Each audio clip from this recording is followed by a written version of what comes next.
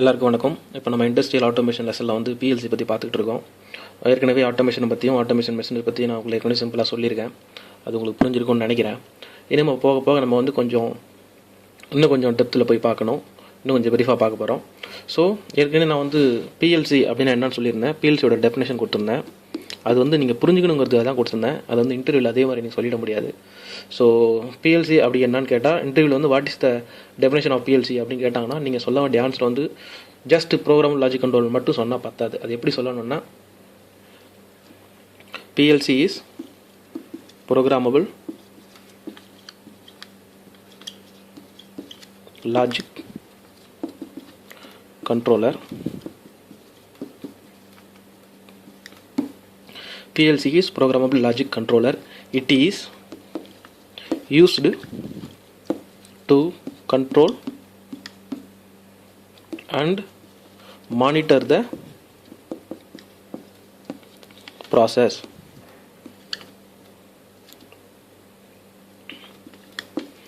And then the processing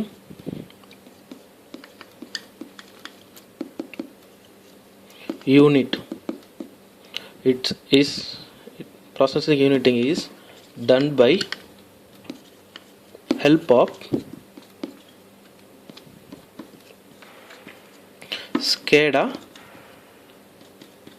or HMI. இப்படி தாங்க நீங்கள் வந்து சொல்லணும். பிஎல்சியோட டெஃபினேஷன் என்னன்னு கேட்டால் இப்படி தான் நீங்கள் வந்து சொல்லணும்.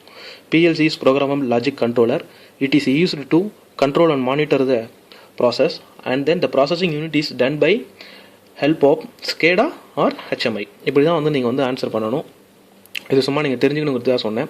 இந்த SCADA அப்படி என்னன்னு கேட்டிங்கன்னா, supervisory control and data acquisition, and or HMIங்கிறது ஹியூமன் மெஷின் இன்டர்ஃபேஸ்.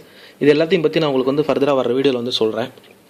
இப்போ நம்ம வந்து பிஎல்சியோட இன்புட் மாடியூல் பற்றி பார்க்க போகிறோம். ஓகேங்க, இப்போ நம்ம பார்க்க போகிற டைட்டில் வந்து மாடியூல்ஸ்.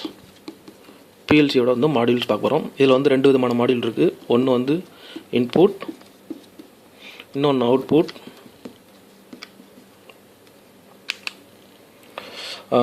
இந்த இன்புட்டை வந்து சில பேர் பிஎல்சி லெவலில் பார்க்குற சில பேர் வந்து இதை வந்து இன்புட் அவுட்புட்னு சொல்லுவாங்க. சில பேர் வந்து இன்புட்டை வந்து சிங்க் அப்படின்னு சொல்லுவாங்க. சில பேர் அவுட்புட்டை வந்து சோர்ஸ்ன்னு சொல்லுவாங்க. ஸோ இந்த சிங்க் அண்ட் சோர்ஸ்ன்னு சொன்னால் கன்ஃபியூஸ் ஆகிடாதீங்க. சிங்க்னா இன்புட், சோர்ஸ்னா அவுட்புட். ஓகேங்களா? இதை வந்து மனசில் வச்சுங்க. இப்போ வந்து இன்புட் மாடியூல்ஸை பற்றி பார்க்க போகிறோம். முதல்ல இன்புட் மாடியூல்ஸை பற்றி பார்க்கறதுக்கு முன்னாடி என்னென்ன டைப் ஆஃப் இன்புட் நம்ம யூஸ் பண்ணுறோம் அப்படிங்கிறத நம்ம வந்து தெரிஞ்சுக்கணும். ஸோ நம்மள்கிட்ட வந்து ரெண்டு டைப் ஆஃப் இன்புட் இருக்குது பிஎல்சியில் வந்து. அது என்னென்ன இன்புட்னா, ஒன்று வந்து டிஜிட்டல் இன்புட்,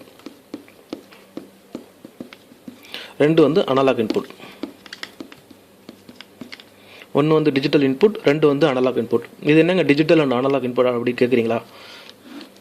இந்த சிக்னலிங் டிவைசஸ்லாம் நீங்கள் வந்து உங்களுக்கு தெரிஞ்சுக்கணும். டிஜிட்டல் சிக்னல்னா என்ன, அனலாக் சிக்னல்னா என்ன அப்படிங்கிறதுலாம் உங்களுக்கு தெரிஞ்சிருக்கும்னு நினைக்கிறேன். டிஜிட்டல் சிக்னலுங்கிறது கட் சிக்னல், அனலாக் சிக்னலுங்கிறது கண்டினியூஸ் சிக்னல். அதே தாங்க இந்த பிஎல்சிலையும் digital input, analog input.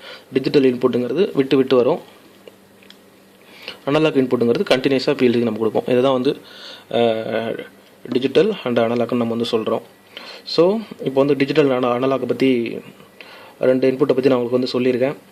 So ஃபர்தராக இன்னும் வந்து நம்ம பார்க்க போகிறது பிஎல்சியோட இன்புட் மாடியூல். அது எப்படி ஒர்க் ஆகுது, அது எதுக்காக யூஸ் பண்ணியிருக்காங்க, இன்புட் மாடியூல் எதுக்காக யூஸ் பண்ணியிருக்காங்க, அதனால் வந்து பிஎல்சிக்கு என்னென்ன பெனிஃபிட்ஸ் இருக்குது, இன்னும் என்னென்ன எந்தெந்த வகையான இன்புட்ஸ் எல்லாம் வந்து பிஎல்சியில் யூஸ் பண்ணுறாங்க, இப்படிங்கிறதெல்லாம் பற்றி நான் உங்களுக்கு வந்து ஃபர்தராக வந்து அடுத்தடுத்த வீடியோவில் வந்து சொல்கிறேன். கீப் வாட்சிங். தேங்க்யூ.